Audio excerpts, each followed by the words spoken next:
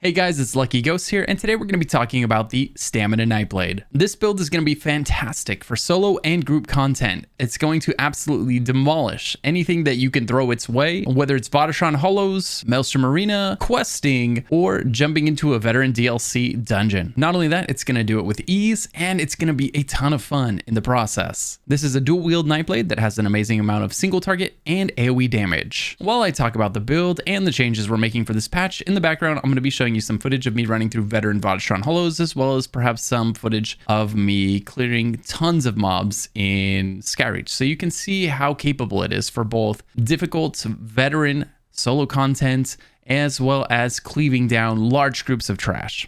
In this guide, we're going to be covering the race, the mundus, the attributes, consumables, gear, skills, rotation, passives, and champion points.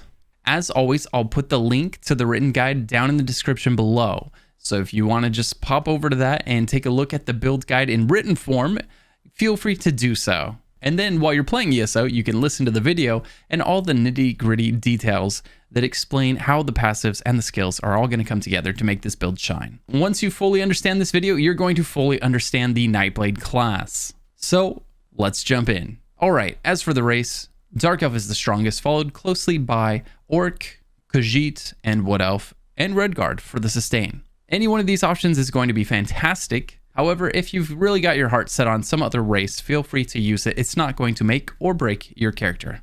For the Mundus, we're going to be running Lover while in solo content and Thief while grouped with others. We won't be using Shadow anymore because of how easy it is to bounce off of the crit damage cap that was added this patch. As for our attributes, we're going to put all 64 points into Stamina. Remember, the larger your stamina pool, the more damage every ability that costs stamina will do. There's a formula there that says the more stamina you have, the more damage that those abilities do. Roughly 1000 stamina equals 100 weapon damage. And this is why damage dealing classes put all 64 points into the stat that they are using. As for our consumables, we're going to be using Lava Foot for the increased sustain and the max stamina it's going to give us. Again, it's going to give us 5,000 stamina, which is increasing our damage and our sustain, right? Because that's 5,000 stamina. That's almost 500 weapon damage that stamina is adding to us. Big damage gains, as well as 500 stamina per second that's coming back in so that we don't run out of stamina while we're killing things. As for our potions, we're going to use Essence of Weapon Power. Essence of Weapon Power is going to give us Major Brutality, increasing our weapon damage by 20%. It's going to give us Major Savagery, increasing our crit chance. It's going to give us 7,500 stamina and give us Major Endurance, which increases our stamina recovery by 30%. These are the potions we use when we're doing hard content. Whenever we're doing easy content, feel free to use your tried and true Essence of Stamina potions that you pick up off the corpses of your enemies. These are going to be fine for any content that's really not making you try very hard, such as questing and overland content. But then when you jump into that veteran content or that solo arena and you need every ounce of power, go ahead and slot those Essence of Weapon Power potions and feel the insane damage increase that they're going to provide for you. Remember, whenever you're in content, whenever you're in battle, you're going to be using those potions on cooldown. The second they come up off of cooldown, you use it again. It's that simple. Okay, now let's talk about our gear and how that's changed this patch. This patch, ZOS made it so that proc sets can crit, which means finally we can run proc sets in PvE content and not be bad. In fact, we can be great. And that's what we're doing this patch. We're going to continue using the Relican set, which has been great in the past and is continuing to be great. Relican is not allowed to crit. However, it just does so much single target damage with a dot that stacks via the 5-piece set that it doesn't matter. With this set on, your damage ramps up. So anytime a fight starts to drag on for a bit, your damage is escalating higher and higher as you get those stacks on the enemy. This is great for melting down bosses in arenas and in solo content and in dungeons. We're going to be pairing with that Pillar of Nirn. This is a set that in the past has been, well, unused mostly, especially in difficult content. It was a set reserved for really casual players and not really anyone else, but no more. Now this set is incredibly powerful. It's giving you max stamina, it's giving you crit chance, weapon and spell damage, and now the 5-piece bonus is putting a massive dot on the enemies, which is also capable of critting. So it does massive damage. And you'll see me in the footage behind me right now as I'm talking, right? You can see me shredding these enemies, shredding these bosses, running through Vodashon Hollows, and you're going to easily get those trifecta runs, right? Speed run, no death, no sigil, all at the same time in these solo veteran arenas, right? This set is really, really powerful. You'll see it on all of my stamina builds this patch. It's a lot of fun to use, and one of the cool things about this set is it does big damage, and you don't have to be an amazing player to make this set shine, right? You just have to get it to proc, and it's really going to help raise the damage floor for new players while allowing veteran players to do massive damage as well. And with those two sets, we're going to be running Ring of the Pale Order whenever we're in solo content. So Ring of the Pale Order says that whenever you do damage, 20% of it comes back to you as health. This is basically life leech, right? As long as all of your dots are ticking on the enemy, as long as you're doing damage to the enemy, you're going to become nearly unkillable. It's a great item for soloing, but you're going to take this off when you're in a group. And when you're in a group, you're going to wear your 2 pieces of Stormfist. Stormfist is another set that previously not really used, especially in PvE content, is now an incredible set to use on stamina DPS. The 1-piece bonus is going to give you 124 stam recovery, which is great for new players who are really struggling with their sustain. It's great for veteran players. Not only that, but if you wear the 2-piece bonus in group content, you're going to get a nice massive proc damage of 15,000 plus that's capable of critting. It's a great animation too. It looks really cool. It's really satisfying to use. It's really fun. And this patch, it's insanely powerful. So again, you can use this set on any stamina build. I've got it on all of mine this patch. And again, I'll have the solo written guide linked in the description below. I'll have the group written guide linked in the description below, so that if you ever want to use either of those builds, you can click that link and you can see exactly how to set up your gear for each one. On the back bar, we're going to be using the Maelstrom Perfected Bow. And for the shoulder piece, you're going to be using Pillar of Nirn on the shoulder if you're running Ring of the Pale Order, right? Because you had to move the Pillar of Nirn that would have been on the ring finger somewhere, right? To make sure you still get that 5-piece bonus. Well, we move it to the shoulder and run 1-piece Stormfist. Then if we aren't running the ring, we move the pillar back down to the ring finger, and then we put the Stormfist shoulder on, so that we have 2 pieces of Stormfist, 5 pieces of Reli, and 5 pieces of Pillar of Nirn on the weapons and jewelry, okay? On the back bar, we're going to be running the Maelstrom Perfected Bow. This bow is so fun and so effective. It's going to be allowing us to do a ton of solid AoE damage. It's also going to be constantly critting, infused weapon damage buff for us, increasing the damage of all of our abilities on both bars, and it greatly enhances volley, which is a nice AoE ability, right? This is adding a ton of damage to our AoE arsenal by greatly enhancing the damage that volley does, which is a nice large AoE ability. And just so you're aware, the way that Maelstrom Bow works is every tick of volley is going to do more damage than the tick before it because of this bow. That's not normally the case, but this bow makes it the case. So you always want to let your volley expire before you reapply it, because the last ticks are hitting the hardest when you're wearing the Maelstrom Bow. Very important. Don't reapply your volley early, because those last ticks hit the hardest. All right, now let's talk about the skills. On the front bar, we're going to be using Deadly Cloak. Deadly Cloak is going to envelop us in a protective cloak, gaining major evasion for 10 seconds, reducing our damage from AoE attacks by 20%. So it's a 20% damage reduction, right? Making us really nice and tanky. And you're going to see that trend through a lot of the abilities that we're slotting here, where they're doing 2 things for us. They're doing crazy damage, and they're making us a lot more tanky in the process, which is what's going to allow us to stand in the thick of the battle, casting all of our abilities with our 2 daggers out, right? We don't have a brawler shield or anything like that. So how are we staying alive? Well, it's our combination of damage mitigation from our abilities and the insane damage we're putting out, combined with that Ring of Pale Order. Every 2 seconds, this is going to put shrapnel pulse around us, dealing damage to enemies nearby. So it's doing a nice AoE damage. It's giving us 20% damage reduction. It's a great ability. The second ability is Surprise Attack. This is our single target spammable. When all the other abilities are ticking, this is the one you're going to use. This is going to slash your enemy, dealing a ton of single target damage, and attacking with Surprise Attack from the flank stuns the enemy for 3 seconds and sets them off balance. So if you're circling around the enemy while it's doing an attack, you're very often going to proc that stun, and you'll see it in my video playing behind this right now. If you ever see an enemy stunned while I'm out there attacking them, that's why. I got behind him when I was rotating around him and hit him in the flank, which is going to increase our damage and stun the enemy. The third ability on our front bar is Whirling Blades. And because of one of our passives that we'll talk about later, this ability is going to give us major resolve every time we use it.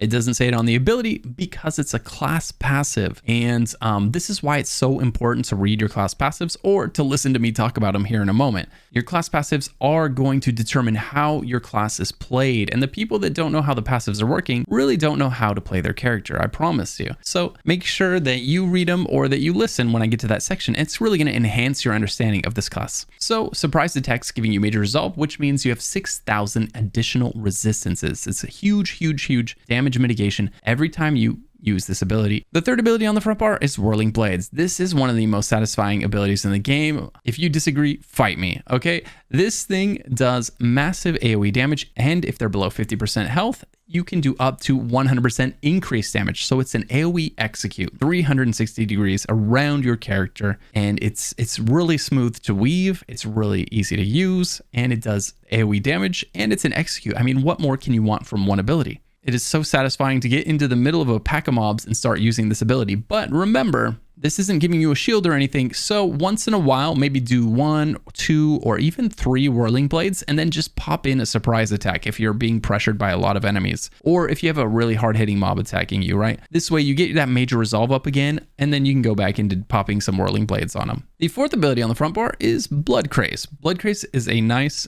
dot that does good damage and brings health back into you. If you ever feel like this build has too many dots for you to manage and you're just not keeping up with all of them, it's a headache, feel free to replace Blood Craze with Camo Hunter, right? Which is going to give you increased damage without having to use the ability. It's what we call a bar buffer, and it's in the Fighters Guild line, and you can just slot, Camo Hunter right here, and that's going to increase your damage just fine. Or if you feel like you want more crit damage, you feel like you're not bouncing off that crit damage cap, you can even slot Barb Trap instead. It's a nice dot, but you do have to use it, so you may or may not want to bother with that. You may want to just jump over to Camo Hunter. When you're trying to learn your way around this build, that's going to drop 1 dot from your arsenal without losing much damage, because it's buffing all the things you're doing on this. It's not a bad idea, and it's going to simplify your rotation, making the build even easier to play. The fifth ability on the front bar is Relentless Focus. Relentless Focus is an ability that has many uses here, so let's start with the first one. First thing it's going to do is when you use this ability, it's going to increase your weapon and spell damage with every light or heavy attack up to 5 times. So every time you light attack the enemy, you get an additional 60 weapon damage or spell damage. And you can hold up to 5 stacks of this. And now what you can do is either sit on those 5 stacks, or you can unload them into the enemy, right? So you can sit on that extra 5 times 60, so 300 extra weapon damage, which is a lot. Or you can pop it, you can fire it off once you get all the way to the 5 stack marker, which will happen after 5 light attacks, which you're going to be doing between every ability, right? So if you go ability, light attack, ability, light attack, ability, light attack, right? So once you get 5 light attacks, you fire off this ability for 17,400 damage, which is massive, okay? That's a lot of damage. It's one of your hardest hitting abilities. Well, it's actually going to be like your hardest hitting ability when you do fire it off.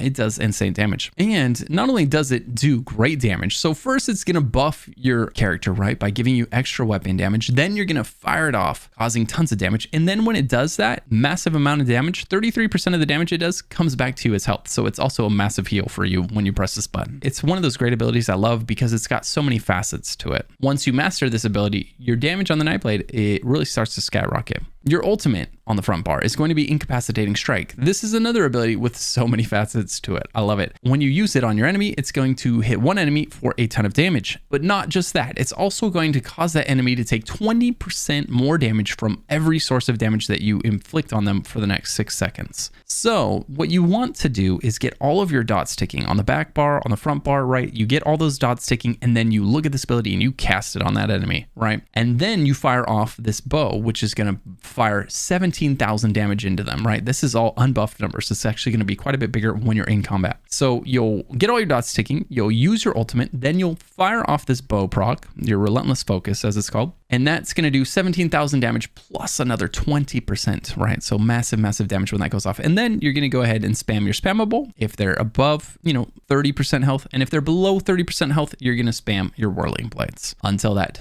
6 seconds is up of 20% increased damage. Then you're going to go back into to your normal rotation. But that's not all this ability is doing. If you cast it with 120 ultimate or more, you're going to stun the enemy. Now, you get ult so fast because of your passives on this class that you're very often going to be using this with more than 120 ults, right? It only costs 70 ult to use, and you should use it as often as possible. Anytime you see a really thick boy enemy, right, one of those beefy guys, you're going to use your ult on him. Make sure you whittle him down faster, because you're going to get your ult back so fast, it's a waste to sit on it. It's a waste to save it. So use it as often as you can. Use it very liberally, right? And then that's not all it's doing.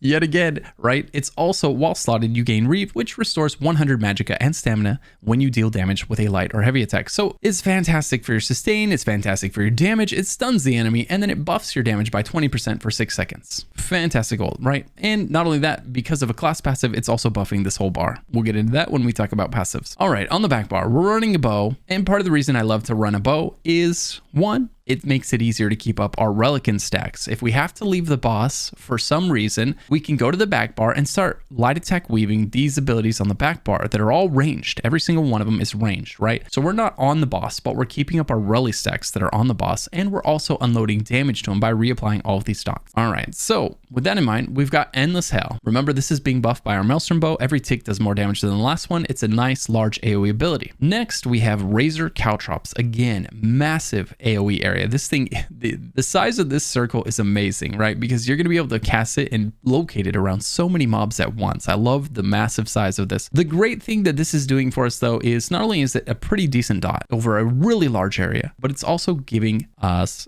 major breach to all the enemies caught within it. 6,000 spell resistance and physical resistance to all of them, right? Which means we're doing so much more damage to them because we're reducing their resistances by 6,000. You really don't want to be soloing without major breach. This is massive. This is important. Razor Caltrops is kind of a pain to unlock. I know. You have to go into PvP to get this one. You have to do a few battlegrounds, and it's a hassle, but trust me, it's worth it. Once you get it, it's really going to make the class shine, really. And the great thing about it is it's going to make a lot of classes shine, actually. So get it, use it. It's going to amplify your damage significantly. It's also going to slow all of the enemies inside by 50%, which means you'll see me in a lot of fights. Whenever I feel like I have a lot of enemies attacking me, you'll see me start kind of circling around one of the mobs in the fight, whether it's the boss or the large mob that I'm fighting. And the reason I'm doing this is because all the enemies are moving 50% slower in my caltrops, which means I'm kind of just kiting them. They're barely even getting to attack me, right? They're mostly following along, trying to get a light attack on me, and rarely landing them. It reduces, if you start kiting mobs in a circle around the boss that you're fighting, it reduces the damage that you take while fighting that boss by like at least 50, 60%. You're not just standing there letting them wail on you. And the reason that's so effective on this character is Razor Caltrops, slowing them down by 50%. And another reason that's important is because, again, we don't have like a brawler or anything like that. We're not standing toe to toe with the enemies when there's too many of them. Kind of got to be strategic. We got to kite them a little bit, right?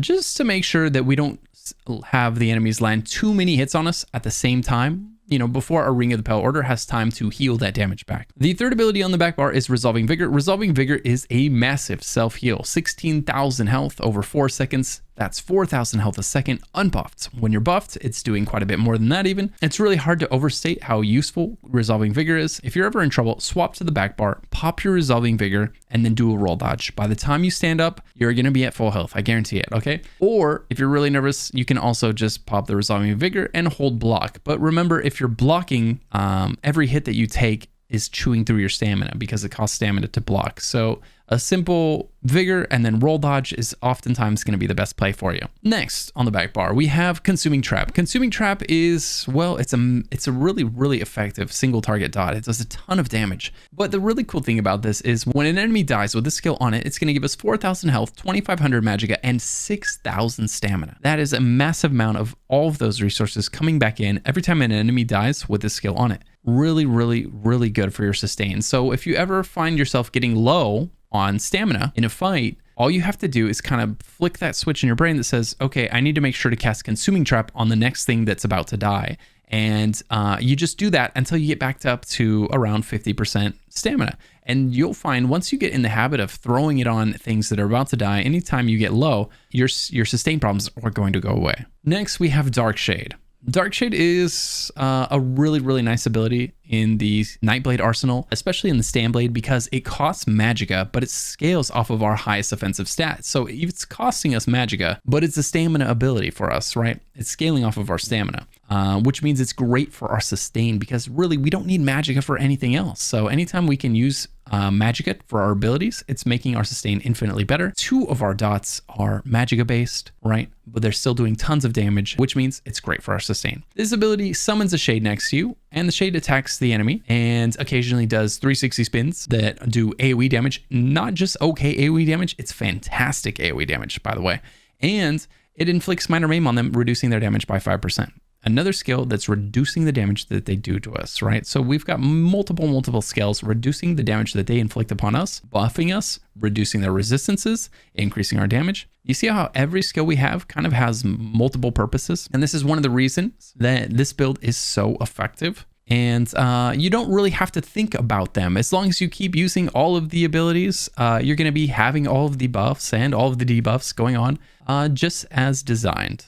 Okay. And for the back bar ultimate, we're going to use Incapacitating Strike again. Why? For the class passives that we're going to talk about in a moment, and for the Reeve, which again gives you Magicka and Stamina back every time you light or heavy attack. All right, now let's touch on the passives. We're going to take Master Assassin, which increases our physical and spell penetration by enemies you are flanking by 3,000. It's also going to increase the duration of the stun from Sneak by 100%. The first one there is actually surprisingly useful. Even in solo content, I find myself getting around behind the enemy, especially when I'm doing that circular tactic. As you'll see in the video behind here, when I'm fighting the bosses, I get behind them a lot more than you would think, because they'll be caught in an animation, they'll be casting an ability, or they'll be stuck in an attack. And I end up behind them for just a second, even trash mobs. And I end up stunning them. I end up getting this extra penetration and extra damage. It's nice. And then in group content, it's incredibly helpful because you're always behind the enemy because your tank has them turned away from you.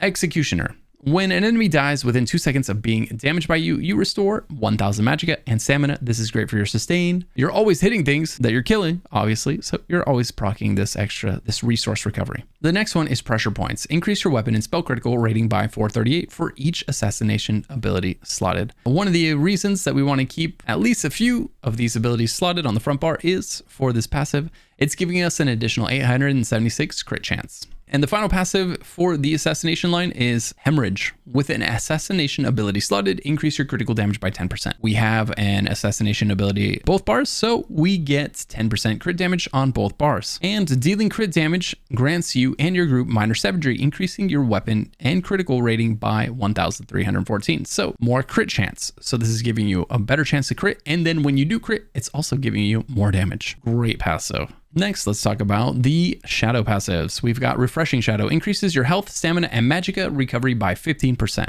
Great, let's take it, right? That's just more sustain for us. Next, we have Shadow Barrier. Casting a Shadow ability grants you Major Resolve for 6 seconds. Now, this is why Surprise Attack is so effective for us. Not only is it great at doing damage, it does good damage, it's good spammable, it stuns the enemy if you get behind him, but it also procs this 6,000 resistance that we get every time we get behind an enemy. And the duration is 6 seconds on our front bar. So for 6 seconds, we get Major Resolve. That's massive. 6 seconds of Major Resolve, 6 seconds of 6,000 damage reduction is huge. And since this is our spammable, right, we almost always have that 6,000 resistances up. And if an enemy hits you when it's down and it hurts a lot, it's probably because you haven't used Surprise Attack to reproc that Major Resolve recently. So go ahead and fire it off one more time and get those resistances up so that you're taking less damage again. Next, we have Dark Vigor, increases your max health by 3% for each ability slotted. From the Shadow line, we're going to get 3% on the front bar. It's not bad. You know, this is a nice little one. 3% is 3%. We'll take it. And then we have Dark Veil, increases the duration of your non-invisibility based shadow abilities by 2 seconds. This is great for our shade, right? This is going to make this last 2 seconds longer. That's fantastic. Anytime a dot or an ability lasts 2 seconds longer, that's huge. All right, now for the siphoning passives. The first one is Catalyst. After you drink a potion, you gain 20 ultimate. This is pretty huge. That's nearly 1/3 of your ult cost, right? 20 ultimate, your ult is 70. So nearly 1/3 of your ultimate gets recharged every time you drink a potion. So chug those potions and use that ultimate often because you're going to have it a lot. And that's all we're going to take from this line in this current loadout,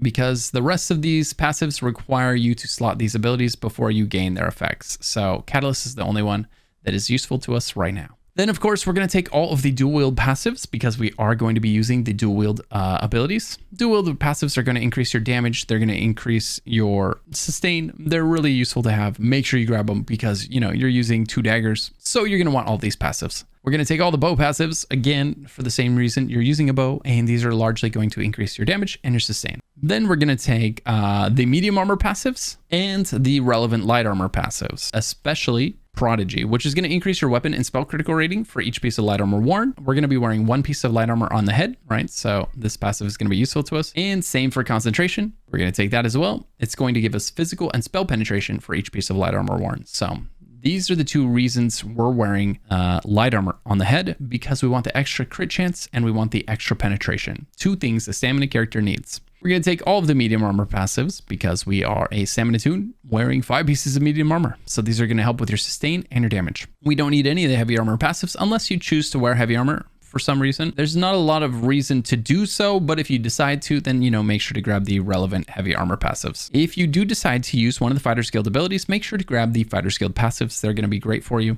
Be sure to grab both Undaunted passives. These are going to increase your max resources, health, stamina, and magicka, as well as increase your resources gained whenever you grab a synergy. So it's going to be great for your sustain as well. Grab both of these on every character you make. Under Assault, you're going to grab Continuous Attack. This is one that a lot of new players miss and a lot of veteran players just aren't aware of yet because it was kind of recently added to the game in its current state. Continuous Attack is going to make it so you move 30% faster all the time, anytime on your mount, right? Anytime you're on your mount, you move 30% faster. That's it. You don't have to proc it. You don't have to use a skill. You just always move 30% faster. So if going 30% faster all the time while you're on your mount sounds good, grab this passive. Orc, right? We're going to definitely grab our racial passives. My character is an orc because orc was meta way back when I made him. Orc is no longer as meta as it was, but it's still a great choice. And so I'm not paying for a race change right now. I'm going to go ahead and keep using orc, and it works great. You can go ahead and use any of the races I listed, but be sure to grab all the passives regardless of which race you choose. And then last but not least, you're going to grab medicinal use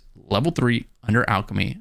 This is going to make it so your potions last 47 seconds. They have a 45-second cooldown. So that means you get major brutality, which increases your damage by 20% for 47 seconds at a time. And it only has a 45-second cooldown, which means you can have 100% uptime on major brutality, your major savagery, and your endurance, right? 30% increased stamina, extra crit chance, extra damage. You can have 100% uptime on those if you get medicinal use to level 3. So really encourage you to do so. At least get it to 1 or 2, and then get it to 3 when you can. All right, as for the rotation on this class, we're really just going to pre-buff with abilities that can pre-buffed. So that's going to be our Relentless Focus, number 5 on the front bar. And then we're going to get our Shade up, right? These are the 2 things we can cast and get going without actually grabbing aggro from our enemy. After this, we're going to go ahead and throw down our dots, our Endless Hail, our Caltrops, right? Now those are on our enemy. Then we go ahead and throw, since we're on the back bar already anyway, we're going to go ahead and throw Consuming Trap on them as well, right? And then we switch to the front bar, go ahead and get your Deadly Cloak up and your Blood Craze on the enemy as well. And feel free to, at this point, if it's ready, go ahead and fire off your Incapacitating Strike and your Relentless Focus, and then go into your Spammable a few times, right? And get that extra 20% damage. And at this point, your rotation becomes largely dynamic, which means you're just going to use your Spammable anytime you can until one of these dots on the front or back bar falls off. You'll go ahead and replace it. And anytime they're all ticking, you're going to use Surprise Attack if the enemy is above 30% health. And if it's below 30% health, go ahead and use Whirling Blades. Or if there's like 3 enemies around you and you want to cleave them down, feel free to switch to Whirling Blades early. That's fine. You'll see me do that a lot in the video playing in the background. If you're effectively using your light attacks, you're going to fire your Relentless Focus off about twice for every one time you use your ultimate. So you'll use your ultimate and Relentless Focus, and then while you're waiting for your ult to charge, you'll be able to cast the Relentless Focus a second time. And then by the time Relentless Focus is ready again, your ult will be ready. So you'll be able to pair them up again. So Relentless Focus, so you'll use your ult, Relentless Focus, keep going your rotation, proc your Relentless Focus again, go through your rotation, then do your ult and your Relentless Focus again, right? That's kind of the rhythm that this class has if you're effectively light attack weaving between every ability. And as for your champion points, all of your champion points are going to be listed in the written guide below. I'll go ahead and put that there in case you want to refer to that. I think those will be a lot easier to follow in the written guide, so they'll be there. And that's going to be it for this guide, guys. That's it for the Stamina Nightblade. I'll be linking the solo setup in the description below. I'll link the group setup in the description below. As always, please, if you enjoyed this, if you liked it, be sure to like. And if you really enjoyed it and you want more content, be sure to sub as well. That's really going to help YouTube. Share this with more people, which helps me a ton. And I greatly appreciate it. And if you have any questions about the build, any questions at all, or you just want to show some love, feel free to comment. That helps with the algorithm as well. And I try to respond to every single comment. I stream ESO pretty much every day. So if you ever want to hang out with someone else who loves ESO or pick my brain about the game or the character, feel free to hop into my stream over at twitch.tv/luckyghosts and ask me some questions. That link will be down in the description as well. Until then, I'll see you in the next video.